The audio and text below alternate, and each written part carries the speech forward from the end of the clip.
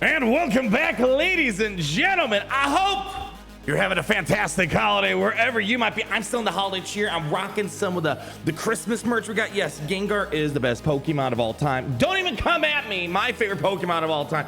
But one thing I've been getting a lot of, some people called us their favorite Conquest character. People have been wanting to see Territory War Omicron gameplay. So I wanted to make this quick video today. I got some company over here at Analdron, but I wanted to get this out there really quickly. I know we got holidays going on. I hope you guys had a fantastic holiday.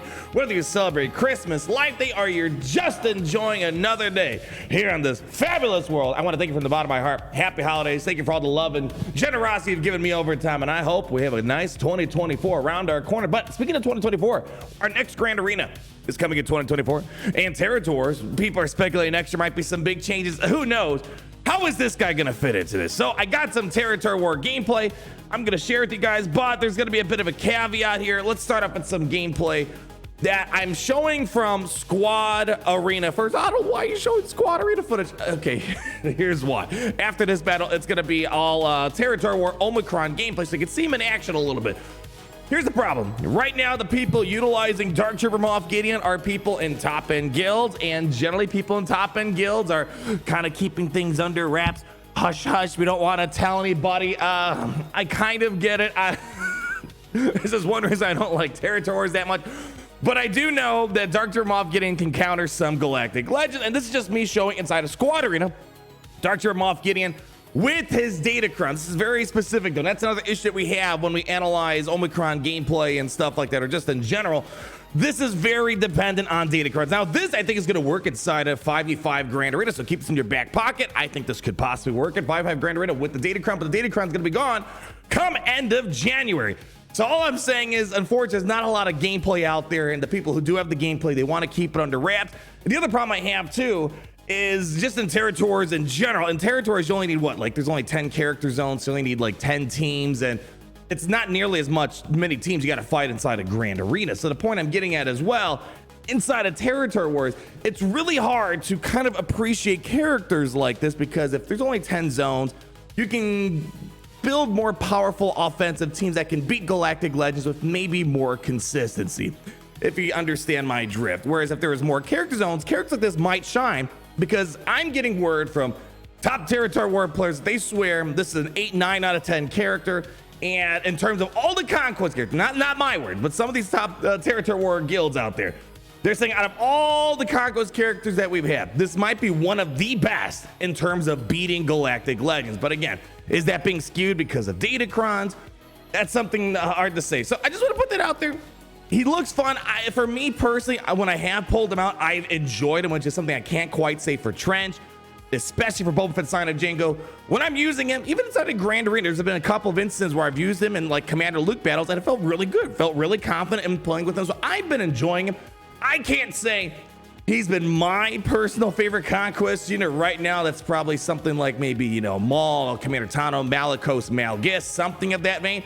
But who knows what down the road's going to look like. Maybe in 2024, they are going to do something of Territories. Maybe there's going to be more teams. Maybe there's going to be like a Territory War Championship like Grand Arena. And all of a sudden, this might be more important. Small side note before we wrap up this first part here. I kind of hope that someday S2H.GG will have Territory War records, because then no one's gonna care about this, you know, shush, hush, hush, hush. But I get it. I remember when S2H.GG was coming to Grand Arena records, some people are like, I'm suing for invasion of personal privacy. People take the competition very seriously, and I get it. Everyone plays the game a little bit differently. Not everyone wants to be like me, where I show all my strategies, my defense, my offense. I'm an open book, but I want to do it for different reasons, of course, for people to enjoy the game and get better. So anyways, with that out of the way, let's get into some Territory War Omicron gameplay. Now, question number one, outside of Galactic Legends, yes, I think he's going to be able to beat some Galactic Legends, as I kind of teased with the Squad Arena gameplay. How's he on defense? Unfortunately, I'm kind of seeing this inside of Grand Arena as well. I'm not liking him on defense. He's so close. This is where some of the people, when I ask for other opinions, because I don't run Territories, so I ask for people who run Territories, what's their opinion? It averages 8, 9 out of 10, which is pretty big. Bigger than Boba Fett, Sign of Django, and Trench stuff that I've asked him in the past. The biggest complaint is he has no way of one, anti-insta-kill, which, you know, fine. That's kind of a big ask. But number two, healing damage based effects. So Padme Courage, Night Sister Plague, And when we look at that, this is where we're seeing that issue. Padme, it's been really weird. You know, it was kind of a niche thing, Padme getting, it's becoming more and more prevalent because a lot of the new teams coming, she's beating. You know, Malicos, if you set up the team wrong, Padme can nuke through it. Here, as we've seen, and I've done this in Grand Arena, Padme can nuke her way through a Gideon. This is Territory War Gideon in the Gauntlet, which is the top Territory War guilds out there, going at it. And if Padme, it's a very cheesy team, if she can get through it very well. I mean, this is, you know, I think this was okay for the most part. In Grand Arena, I almost got max banners using Padme against Gideon multiple times. It's not a feel-good feeling. So he was so close to greatness. In this part, I can't agree. If he was just able to stop the courage from doing its thing, this would have been a very solid defensive team overall. So that's kind of the biggest thing working against it. And as we saw inside of our initial gameplay testing, Bad Batch can work through it. Padme can work through it. Looks like Radis is going to be able to work through, and that's kind of what we're seeing moving forward. So I'm not expecting this to be something that you're going to see on defense. So what about on the offensive side of things? So again, I'm not going to be able to show any Galactic Legend footage, but I was able to take it up against General Anakin Skywalker. Now let's show why this is so much easier with the the Omicrons. Now keep in mind, this does have Datacrons on it, so the damage is going to be definitely way more tuned than usual. But the thing that was definitely very helpful here is now that we have the Shadow Contingency Territory War Omicron, non-droid Imperial Remnant allies have plus 75% health and mastery and 30 speed. That's a big chunk of stats. The 30 speed specifically is fantastic for my Moff Gideon, the non-Beskar version, where he's able to open up, just yank all the Terminator back, and massive explosive plays. That alone, I wish he just had the plus 30 speed inside of Grand Arena as well. You know.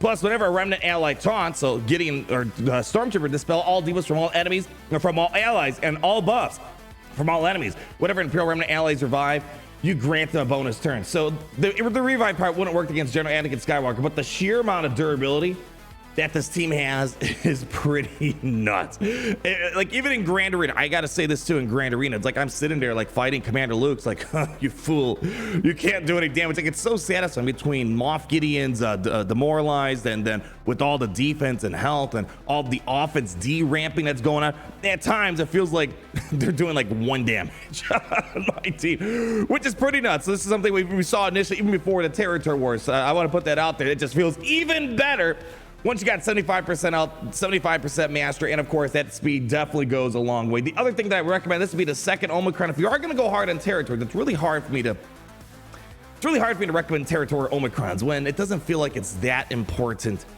of a game mode right now. You know, I think your Omicrons are better invested in Grand Arena, where you get crystals, and crystals are kind of the lifeblood of the game. Who knows? Again, speculation here.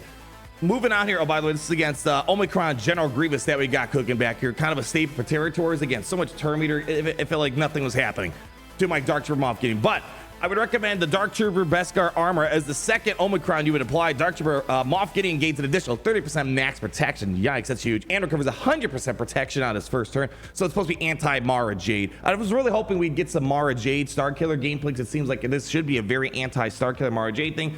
Alas, we have no gameplay that you can find. Again, not a lot of gameplay out there for this guy, and just in general in territories for a long time.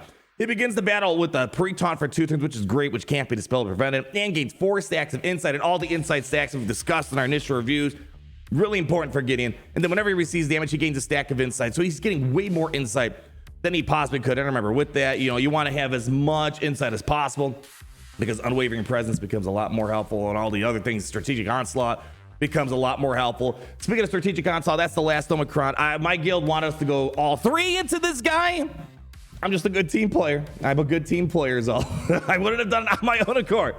I feel like the first 2 that we went over are more than enough. But anyways, the additional team range, I removed 10% turn for each stack of insight, so possibly 40% more true damage and all that other fun stuff that we got there. And inflict all enemies of healing immunity for 2 turns, which can't be dispelled or resisted. And that's kind of where we are with Dark Trooper Moff Gideon. Again, very hard to get gameplay out there. I know people have been asking for it.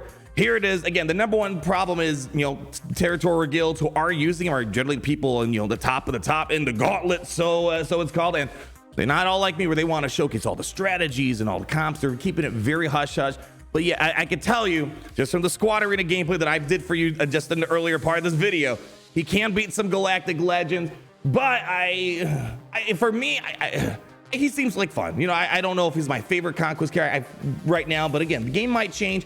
He seems good for territories. I'm enjoying him inside of Grand Arena in general. So I'm gonna put it in your court. What you guys are feeling about it? It's always so weird. I don't know. I have no idea if the developers kind of feel that same. I don't know what the right word is. Inequality between Grand Arena characters and Territory characters. I feel like there's a lot more hype in regards to Grand Arena characters, more so than Territories. And just to be clear, I know there are some people that absolutely love Territories, like the guild I'm in. So my guild takes Territory as top priority over Grand Arena because it's a competition thing, right? You want to show you're the best guild, and maybe they'll make changes down the road where it's going to be a lot more evident who the best guilds are. Because right now it's kind of hard, in my opinion, to show that. But I want to wrap up with this right here in regards to Dark Trooper Moff Gideon. We're going to Bane, and people are really expecting Bane to be a really exciting character again because it's a Grand Arena character. A big shout out to Kanan88 on this post, keeping track of the data.